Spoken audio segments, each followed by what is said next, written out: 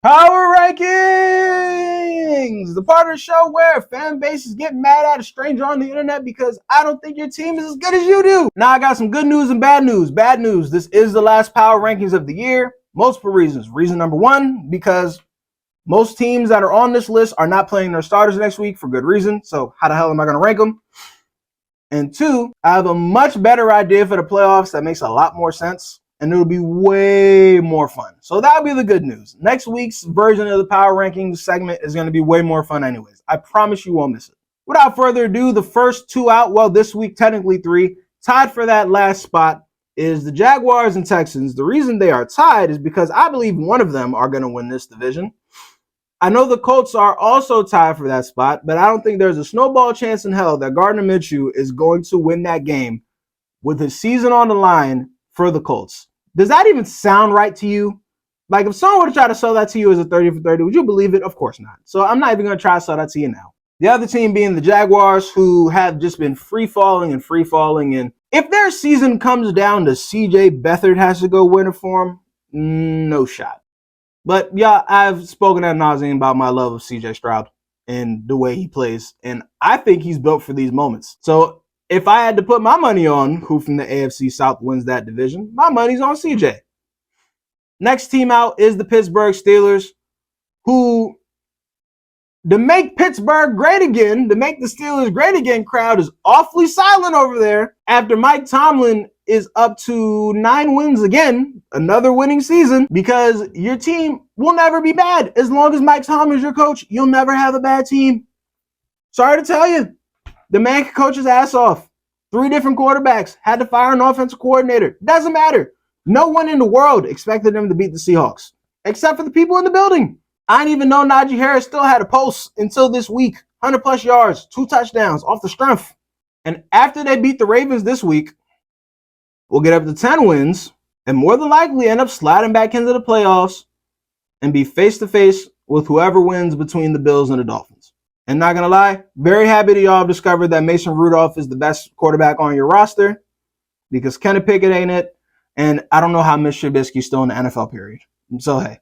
All right, now, future me editing this. Give me my graphic. Thank you, sir. Number 10, we got the Los Angeles Rams, and the team that nobody wants to play almost lost to a team that is currently slated to pick 5th in the NFL draft. Not awesome. On the bright side, the fact that they didn't lose secured the 6th seed for them. And in the battle of the backups, maybe they steal a win off the Niners. And it'll put them to double-digit wins for the year, which for a team that we all thought was tanking before the year, can't ask for much better. Shout out to the Rams. Number 9, we got the Kansas City Chiefs. Yes, they won. Who cares? They almost lost to Jake Browning and the Bengals. They're celebrating another division title for like the 8th, 9th year in a row. Congratulations. I'm so tired of talking about this team. I don't expect much from this team. I just want to fast forward to their wild card weekend loss so we can do a where have the Chiefs gone wrong, and insert reporter here will finally give us the article of here's where the Chiefs went wrong this year. Number 8, we got the Buffalo Bills. In the past 2 weeks, the Buffalo Bills have barely beaten the Easton Stick-led Chargers and the Bailey Zappi-led Patriots in a game where the Patriots turned the ball over 4 times, which is where 20 of their 27 points came from. Not great. I've seen a lot of people have the Bills ranked as high as 3rd on their power rankings. I haven't seen it for them all season. I don't see it for them now. And I just don't see how a team goes from firing their offensive coordinator to the 2nd seed in the AFC. That's just not how that works. Number 7, we got the Philadelphia Eagles. And Philly fans, I tried to tell y'all that Matt Patricia is not the answer to your defensive problems. And if anyone should know that Matt Patricia is not the answer to your defensive problems, it should be y'all, because there's a statue of Nick Foles outside y'all arena because of Matt Patricia's ineptitude. I've been on the front line defending the Birds because I believe in the talent, I believe in the infrastructure, but golly, it is one thing to lose to the Cardinals, which, by the way, thanks for that. My Patriots are now going to be a top 3 pick. Good looking out. It's a whole nother thing to allow 221 yards on the ground and only run for 91 yourself.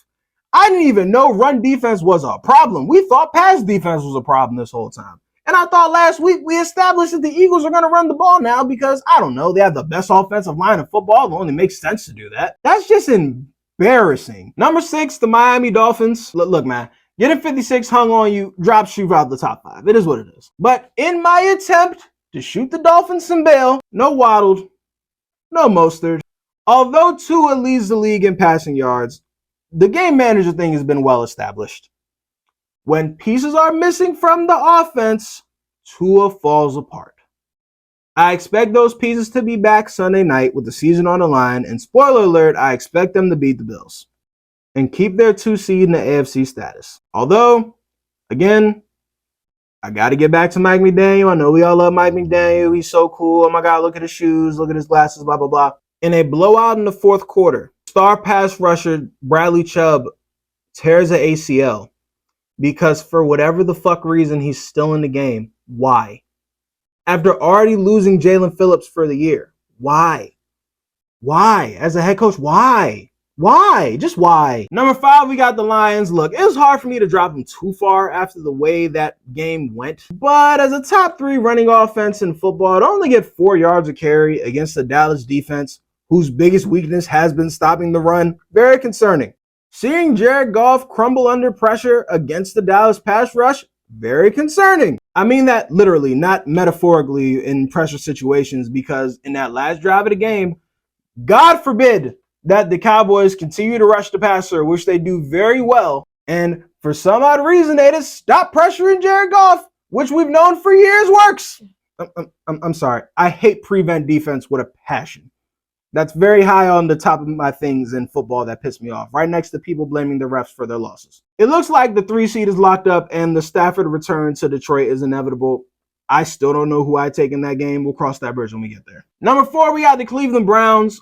And congratulations, Cleveland fans. Y'all have a coach. Kevin Stefanski is one of 2 head coaches in Cleveland Browns history to have 2 seasons with more than 10 wins. The other coach, some guy named Paul Brown. I don't know. They say he was a great coach and some team is named after him. Seems like a good guy. I know Joe Flacco is getting all the headlines and whatnot, and that's cute and all, but if you're a Cleveland fan after what you've been through this century, hey, dog, that should be the top story. We have a coach. Jesus Christ. They were coached by Freddie Kitchens a couple years back. They lost 31 out of 32 games a couple years ago. And now they have a coach. They have either the first or second best defense in the league. They're the actual team nobody wants to play in the playoffs. I'd bet all the money in my wallet right now. Whoever they play from the AFC South in that 4 or 5 matchup, they're blowing their doors off. Number 3, we have the Dallas Cowboys. I'm not in the business of discrediting wins. That's not what I do here. That's not what I'll ever do. Especially when that win came, for the most part, because the biggest weakness on your team, stopping the run, was a huge reason you won. That and a CeeDee Lamb masterclass, which just beautiful to see. All they got to do now is beat the Washington Commanders, which they always do, to secure the number 2 seed in the NFC. Great to see it. Shout out to the Cowboys. Number 2, we got the San Francisco 49ers. Welcome back to the silver medal slot.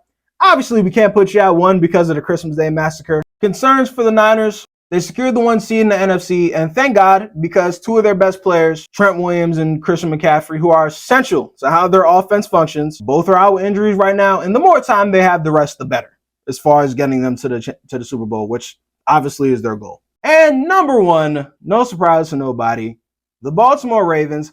How's a 50-piece with 6 free biscuits against the number 2 seed in the AFC South? Put that in your pipe and smoke it. After flying across the country and putting the bang thing on the number 1 seed in the NFC, they'll be on vacation for week 18. I highly doubt John Harbaugh will play any of their starters, unless they just want to be petty and say we didn't get swept by the Steelers this year. Hopefully watching Bradley Chubb get his ACL torn in a game that the Dolphins were losing by 1 million scares them off from doing that. John Harbaugh, please bench your starters so that doesn't happen to you. Rest up, get ready to make a playoff run, because, oh boy, if y'all don't win the Super Bowl, they are going to rain hell on the Ravens this year. And I don't want that for y'all.